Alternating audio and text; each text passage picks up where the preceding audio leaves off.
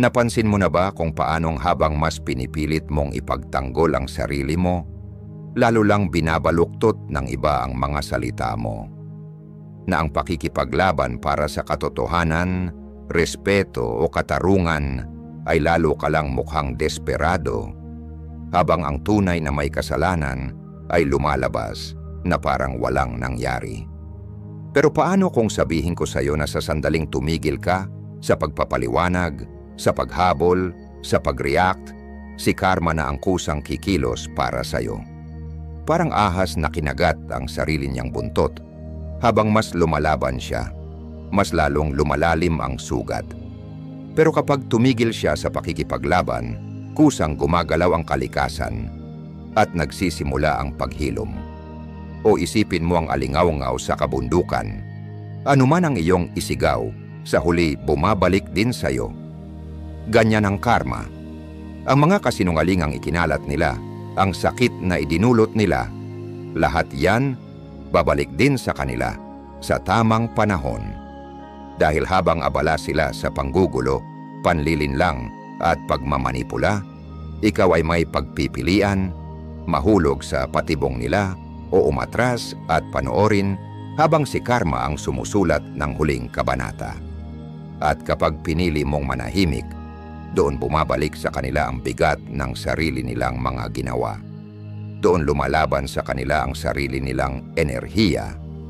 Kaya kailan mo pipiliing umatras at hayaang si karma ang humawak sa mga bagay na hindi kayang tapusin ng kahit anong salita. Samahan mo ako dahil ang huli ay babago sa buong pananaw mo. Tara na't magsimula tayo. Number 1. Kapag may nagsinungaling tungkol sa iyo. Pag-usapan natin ang isa sa mga pinakakainis na sitwasyon kapag may nagkakalat ng kasinungalingan tungkol sa iyo. Napakadalas na mahikayat kang lumaban, linisin ang pangalan mo, at tiyaking alam ng lahat ang katotohanan. Pero ito ang masakit na katotohanan. Ang pagtatanggol sa sarili laban sa mga kasinungalingan ay kadalasang nagdadala ng mas maraming drama. Habang mas tumutugon ka, mas binibigyan mo ng enerhiya ang kasinungalingan. Habang mas nagpapaliwanag ka, mas nagsisimula ang ibang tao na magduda kahit wala naman silang pagdududa dati. Narito ang katotohanan. May mga tao na hindi talaga interesado sa totoo. Ang mahalaga sa kanila ay ang reaksyon mo. Ang taong nagsisinungaling tungkol sa iyo ay hindi naghahanap ng katotohanan. Naghahanap sila ng kontrol. Gusto nilang maguluhan ka. Gusto nilang maging emosyonal ka. Gusto nilang mahulog ka sa laban kung saan bawat kilos mo ay nagiging patunay na may bigat ang kasinungalingan. At kapag sumabak ka, nilalaro mo ang laro nila. Dito papasok ang karunungan ng Stoic. Sabi ni Marcus Aurelius, kung hindi tama, huwag gawin. Kung hindi totoo, huwag sabihin. Ito ang pamantayang dapat mong sundin. Pwedeng magsinungaling ang iba. Pwedeng mandaya ang iba. Pero ang kanilang mga kilos ay hindi kailanman magpapakilala kung sino ka. Ang tugon mo ang magpapakilala nito. Sa halip na sayangin ang oras mo sa pagtatanggol laban sa mga kasinungalingan, hayaan mong ang panahon at katotohanan ang magbunyag ng lahat. Dahil narito ang madalas kalimutan ng mga tao, ang mga kasinungalingan ay may taning, pero ang katotohanan ay walang hanggan. Hayaan kitang ikwento ito. Isang lalaki ang kilala ko. Tawagin natin siyang James. Inakusahan siya ng isang bagay sa trabaho na hindi niya ginawa. Kumalat ang tsismis. May mga bulungan. May mga katrabaho siyang umiwas sa kanya. Ang unang instinct niya, magpaliwanag sa lahat, kumbinsihin silang maniwala sa kanya. Pero sa halip, pinili niya ang pananahimik. Nagpatuloy siya sa trabaho niya, nanatiling propesyonal, at hinayaan ang mga gawa niya ang magsalita para sa kanya. Pagkalipas ng ilang linggo, lumabas ang katotohanan. Ang taong nagkalat ng tsismis ay may kasaysayan pala ng panlilinlang. Hindi na kinailangan ni James patunayan ang sarili niya. Kusang lumitaw ang katotohanan at dahil hindi siya sumabak sa drama, nanatiling buo ang reputasyon niya. Paano mo ito haharapin? Una, magtiwala sa pangmatagalang laban. Mabilis kumalat ang kasinungalingan, pero ang katotohanan ay nananatili ng mas matagal. Pangalawa, ituon ang pansin sa integridad mo. Kung alam mo kung sino ka, walang halaga ang opinyon ng mga naniniwala sa kasinungalingan. At panghuli, hayaan mong si karma ang kumilos. Ang mga taong nagsisinungaling tungkol sa iba ay kalaunan ay nalalantad din dahil sa sarili nilang mga gawain. Hindi mo kailangang habulin sila. Ang buhay na mismo ang mag-aayos nito. Sa dulo ng lahat, ang pananahimik mo ay hindi kahinaan. Ito ay pagkontrol. Kapag may nagsinungaling tungkol sa iyo, huwag kang bumaba sa antas nila. Manatiling nakatapak sa lupa, maging matiyaga. At tandaan, ang katotohanan ay palaging lilitaw. At kapag nangyari iyon, mananatili ang dignidad mo. Number 2. Kapag may nagtaksil sa tiwala mo. Pag-usapan natin ang isa sa pinakamahihirap na aral sa buhay, ang pagharap sa pagtataksil. Maari itong manggaling sa kaibigang tumalikod sa iyo, sa karelasyon na sinira ang tiwala mo, o sa isang taong pinaniwalaan mo pero ikaw ay binigo. Ang pagtataksil ay masakit sa paraang kakaunti lang ang makakatumbas. Ang unang instinct, harapin. Gusto mong magtanong, humingi ng paliwanag, o ipaintindi sa kanila ang pinsalang ginawa nila. Pero narito ang katotohanan. Walang salitang makakapagpabago sa likas na pagkatao ng taong nagtaksil. Kung nagawa kanilang pagtaksilan minsan, malamang na na-justify na nila ito sa sarili nila. Pinaniwala nila ang sarili nilang tama ang ginawa nila, na kinakailangan ito, kapatapatawad, o mas malala pa, kasalanan mo. Walang dami ng paliwanag ang makakabago doon. Kapag sinubukan mong ipaliwanag, babaluktutin nila ang mga salita mo. Kapag sinubukan mong ipadama ang guilt, gagawa nila ng paraan para ikaw ang lumabas na masama. Kaya't ang pag-alis ng tahimik ang pinakamalakas mong sagot. Dito pumapasok ang karunungan ng mga Stoic. Sabi ni Seneca, ang isang hiyas ay hindi mapapakinang ng walang friksyon, at ang tao ay hindi mahuhubog ng walang mga pagsubok. Sa madaling salita, masakit ang pagtataksil, pero isa rin itong pagsubok. Pinipilit ka nitong lumago, patatagin ang iyong mga hangganan, at kilalanin kung sino talaga ang karapat-dapat sa buhay mo. Ang sakit na nararamdaman mo ay hindi basta pagdurusa lang. Isa itong aral. Aral sa paggalang sa sarili, sa pagtanggap, at sa pagbibitaw sa mga taong hindi naman talaga dapat manatili. Hayaan mong magbahagi ako ng kwento. Isang babae ang kilala ko, tawagin natin siyang Sarah. Mayroon siyang matalik na kaibigan ng mahigit 10 taon. Lahat ay pinagsaluhan nila, mga sikreto, mga pagsubok, at mga tagumpay. Pero isang araw na-discover ni Sarah na ang kaibigang ito ay matagal na palang nagsasalita sa likod niya. Ibinubunyag ang mga pribadong usapan at sinabotahe pa ang ilang oportunidad ni Sarah. Sa una, galit na galit siya. Gusto niyang komprontahin ito, ipamukha ang ginawa. Pero sa halip, pinili niyang manahimik. Hindi siya nakipagtalo, hindi siya gumanti. Basta't lumayo siya, walang paliwanag, walang pangalawang pagkakataon. At alam mo kung ano ang nangyari? Narinig ng kaibigan ang katahimikan. Inaasahan niya ang komprontasyon, ang eksena, ang away. Pero ang nakuha niya, kawalang pakialam. At yung katahimikan, malakas ang sigaw noon. Kaya paano nga ba haharapin ang pagtataksil? Una, tanggapin mong may mga taong hindi kailanman magiging kung sino ang akala mong sila. Ang sakit ay nanggagaling sa inaasahan mo. Bitawan mo iyon. Pangalawa, huwag mong sayangin ang hininga mo sa pagpapaliwanag ng mali nila. Alam na nila yan kahit pa hindi nila aminin. At panghuli, lumayo ka ng may dignidad. Ang katahimikan mo ay hindi kahinaan. Ito'y lakas. Sa huli, ang tunay na kapangyarihan ay nasa pagkakawala ng attachment. Ang mga taksil ay nabubuhay sa reaksyon, sa guilt, sa pangalawang pagkakataon. Huwag mo silang bigyan nun. Hayaan mong ang katahimikan mo ang magpaalala sa kanila na hindi ikaw ang nawalan, sila ang nagtaksil sa taong hindi nila kailanman dapat ipinagkanulo. Number 3. Kapag may nang-insulto sa iyo, pag-usapan natin ang isang bagay na pinagdadaanan nating lahat sa iba't ibang punto ng buhay, ang insulto. Maaring ito'y pasaring, kunwaring papuri, pero may halong panlalait o tahasang pag-atake. Isang bagay lang ang layunin ng mga insulto: pukawin ang emosyon mo.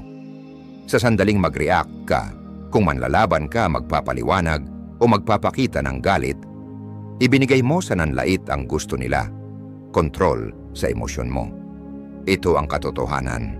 Ang pagsagot sa insulto ay nagbibigay lamang ng kapangyarihan sa kanila. Kapag may nanlalait sa iyo, nanghihikayat lang sila ng reaksyon. Gusto nilang makita kang masaktan. Gusto nilang maramdaman na naapektuhan ka. Pero kapag pinili mong huwag makisali, kapag nanatili kang kalmado, matatag, at walang pakialam, doon ka panalo. Walang mas nakakainis sa nanlalait kaysa sa mabaliwala. Dito pumapasok ang karunungan ng mga Stoic. Sabi ni Marcus Aurelius, ang pinakamabisang paghihiganti ay ang hindi maging kagaya ng kaaway mo. Isipin mo yan. Sa sandaling bumaba ka sa antas nila, talo ka na. Kung sila'y maliit, bastos o mapanghamak, bakit mo sila bibigyan ng kasiyahang makita kang bumaba sa laro nila? Sa halip, tahakin mo ang mas mataas na daan, ang daan ng katahimikan, pagpipigil sa sarili, at dignidad. Hayaan mong magbahagi ako ng kwento. May kilala akong lalaki, tawagin natin siyang David. Isang beses, nasa isang work event siya. May isang katrabaho na iinggit sa bagong promotion ni David na nagbitaw ng pasaring sa harap ng iba. Wow! Mukhang kahit sino na lang binibigyan ng promotion ngayon, ah. Tumahimik ang buong kwarto. Lahat naghintay sa sagot ni David. Pero ang ginawa niya, ngumiti lang, tumingin sa mata ng nanlait at hindi nagsalita. Tahimik. Walang galit, walang depensa. At alam mo kung ano ang nangyari? Nangamba ang katrabaho. Inaasahan niya ang sagot, ang pagtatalo. Pero ang nakuha niya, katahimikan. Habang si David nanatiling may kapangyarihan. Kaya, paano mo nga ba dapat harapin ang insulto? Una, kilalanin mong ang insulto ay mas nagsasabi tungkol sa taong bumibitaw nito kaysa sa iyo. Karaniwan, ang nanlalait ay mga taong nagpo-project ng sarili nilang insecurities. Pangalawa, alamin mong ang katahimikan mo ay lakas mo. Sa hindi mo pag-react, pinapakita mong walang bigat ang salita nila sa mundo mo. At panghuli, dalhin mo ang sarili mo ng may kumpiyansa. Kapag tumugon ka ng kalmado at walang emosyon, nawawalan ng kapangyarihan ang nanlait. Sa dulo ng araw, hindi mo kontrolado ang sinasabi ng iba. Pero kontrolado mo kung paano ka tutugon.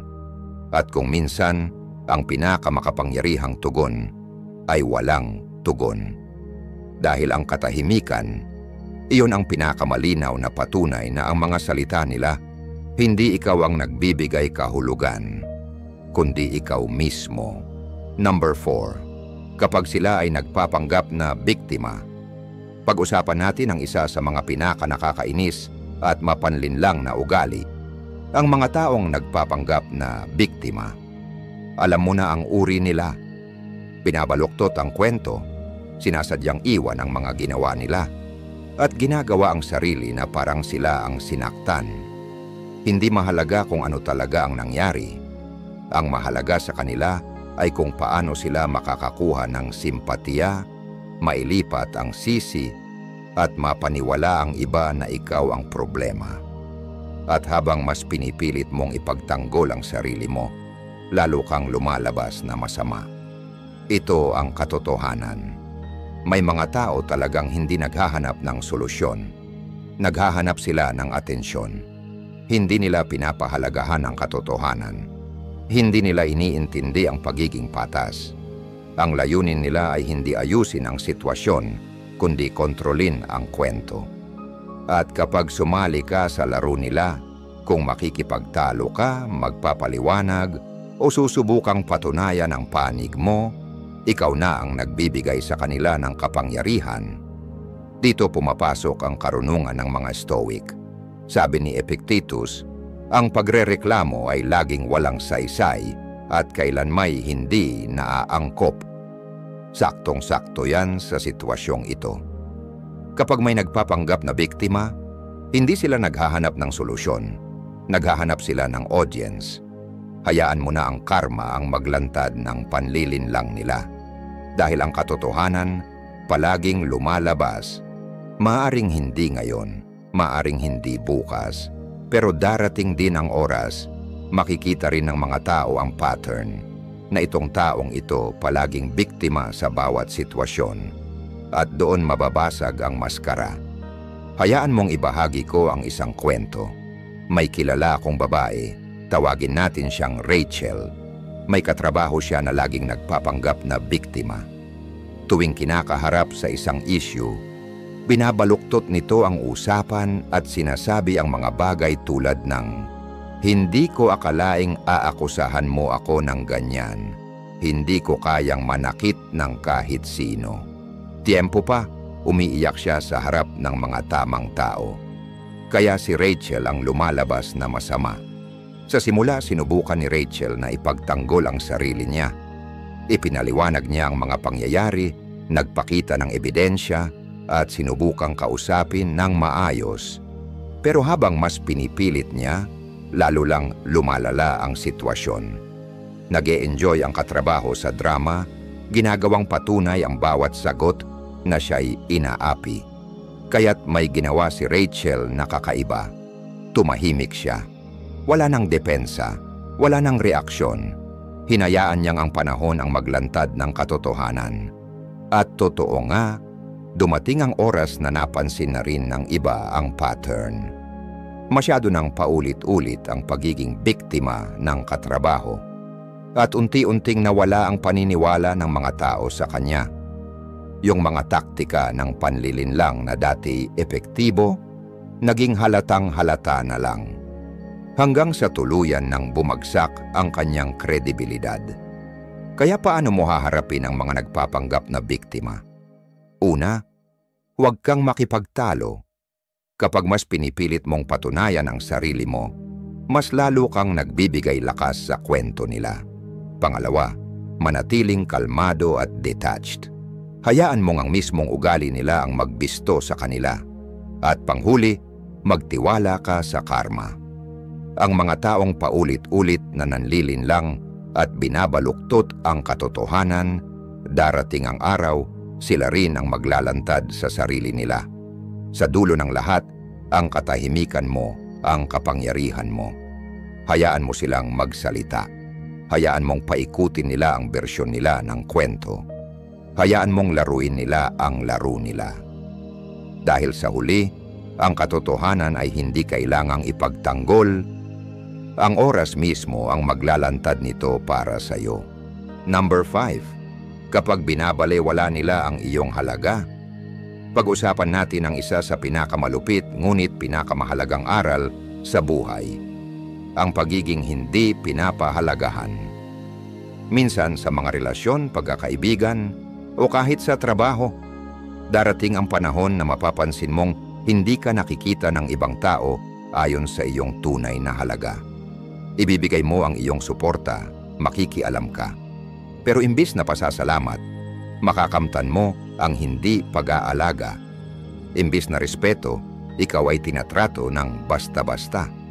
At ang natural na instinct mo ay makipaglaban para sa kanilang pagkilala, para patunayan ang iyong halaga. Pero heto ang katotohanan. Ang pagmamakaawa para sa pagkilala ay nagpapababa sa iyong halaga. Kapag mas pinipilit mo, mas kaunti ang respeto na makukuha mo. Hindi pinahahalagahan ng mga tao ang bagay na laging nandyan. Hindi nila nirerespeto ang isang bagay na sa tingin nila ay hindi nila kailanman mawawala. Kaya't ang katahimikan ang pinakamahalagang sandata mo. Kapag tumigil ka sa pagpapakita, sa paghabol at sa pagpapakitang halaga mo, may mangyayaring pagbabago. Bigla nilang mararamdaman ang pagkawala ng bagay na inaakala nilang laging nandyan. Ang katahimikan ay pinipilit silang makita kung ano ang kanilang nawala. Dito papasok ang karunungang stoiko. Sabi nga ni Seneca, ang oras ang naglalantad ng katotohanan. At ganito nga ang nangyayari kapag umalis ka ng may dignidad. Ang katotohanan ay nahahayag at gumagaling hindi sa mga salita, hindi sa mga argumentasyon, kundi sa pagkawala. Ang mga taong tunay na pinahahalagahan ka ay makakapansin. Ang mga hindi sila talagang meant na magtagal sa buhay mo. Hayaan mong magbahagi ako ng kwento. Isang tao na kilala ko, tawagin na lang natin siyang Jake. Siya ang laging gumagawa ng mga hakbang para sa kanyang mga relasyon. Mapakaibigan o katrabaho, siya ang tao na laging nagki-check-in, nagpapakita, at nagpaparamdam sa mga tao na sila'y pinahahalagahan.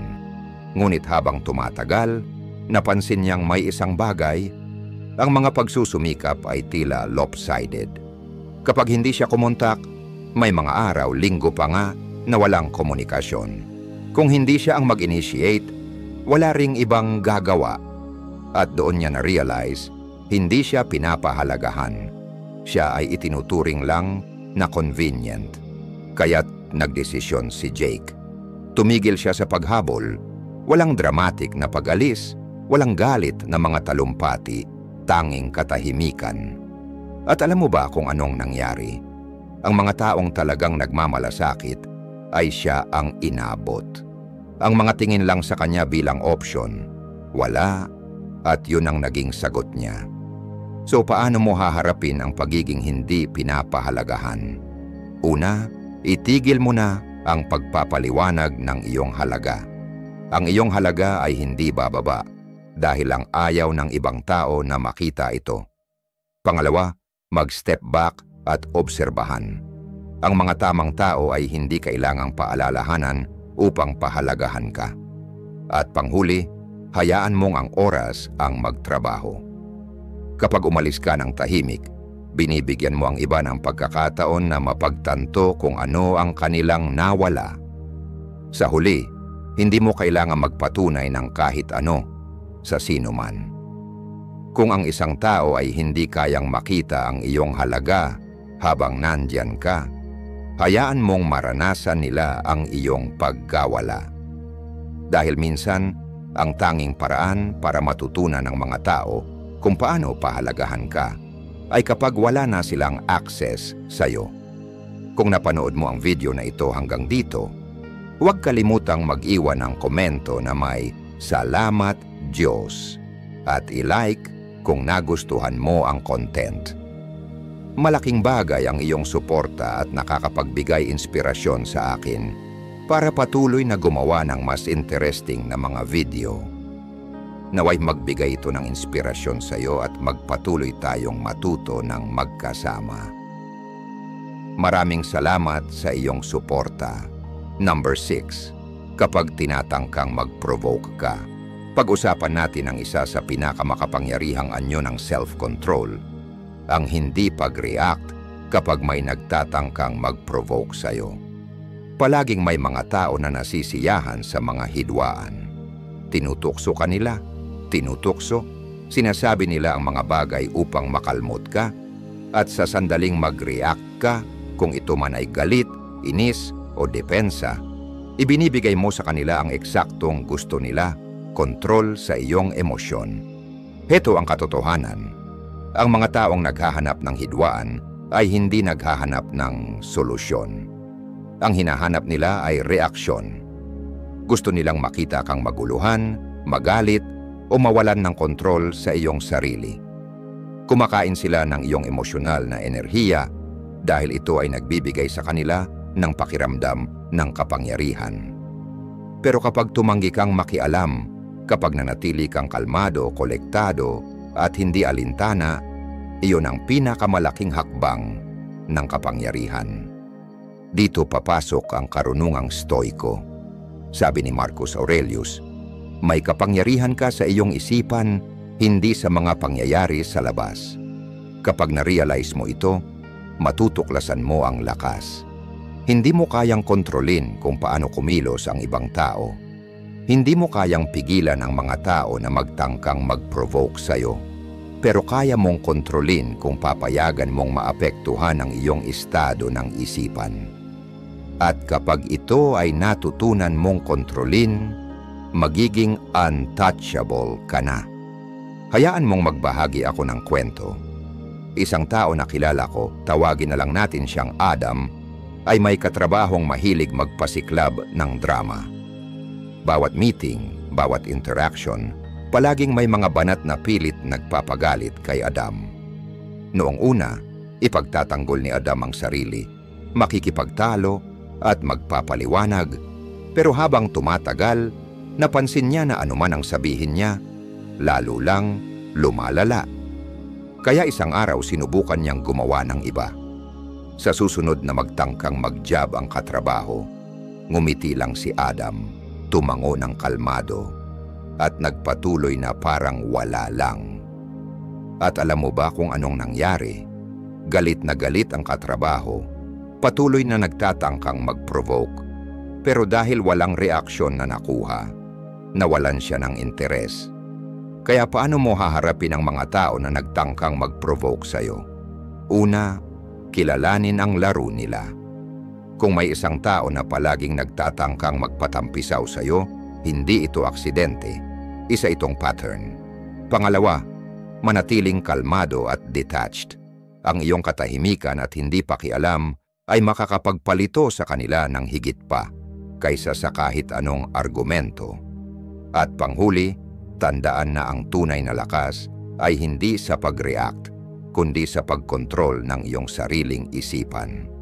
Sa huli, ang pinakamalakas na tao sa kwarto ay hindi yung pinakamalakas sumigaw, kundi yung hindi nagpapadala sa anumang negatibong emosyon mula sa ibang tao.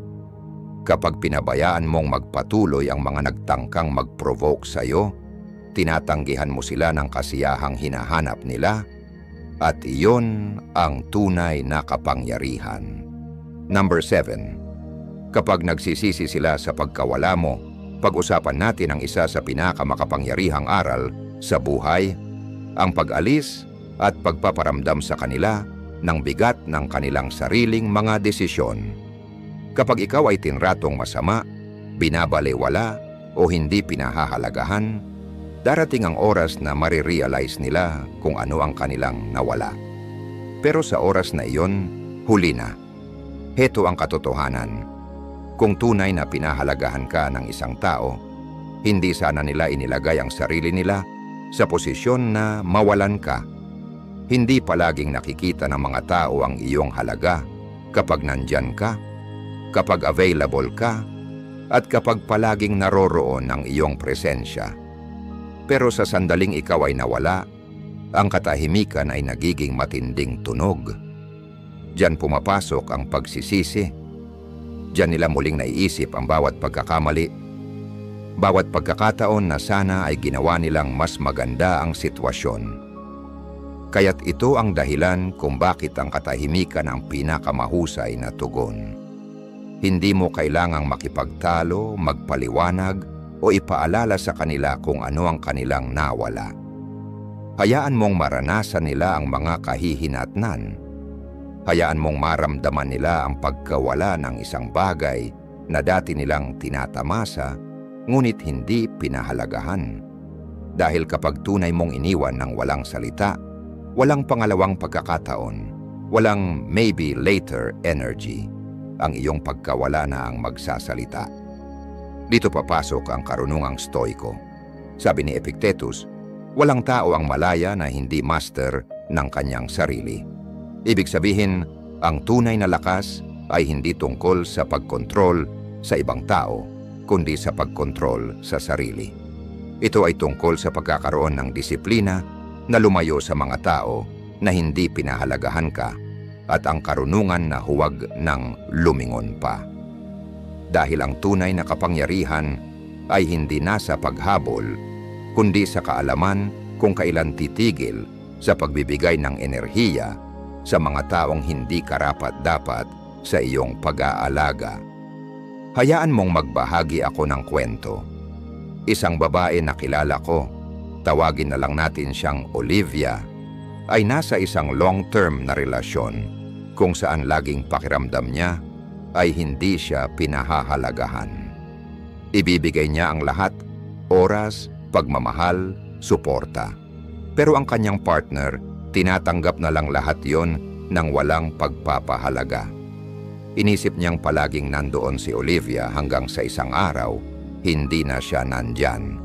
Hindi nagalit si Olivia, hindi nagmakaawa, hindi nagbanta. Umalis lang siya, walang dramatikong pag-alis, walang mahahabang paliwanag, tanging katahimikan. Noong una, akala ng partner niya ay nagpapatawa lang siya. Pero nang lumipas ang mga linggo at naging buwan, na-realize niyang talagang wala na siya. Nang mag-abot siya ng mga apology at pagsisisi, si Olivia ay nakapag-move on na. At doon lang siya tunay na nakaramdam ng pagkawala. Kaya, paano mo haharapin ang isang tao na nagsisisi sa pagkawala mo? Una, huwag bigyan sila ng madali ang paraan pabalik. Kung ikaw lang nila pinahalagahan pagkatapos mong mawala, hindi ka nila talagang pinahalagahan noon. Pangalawa, huwag ipaliwanag ang iyong pagkawala. Hayaan mong mag-isip sila. At panghuli, tandaan na ang tunay na self-respect ay ang kaalaman kung kailan aalis at talagang manatiling wala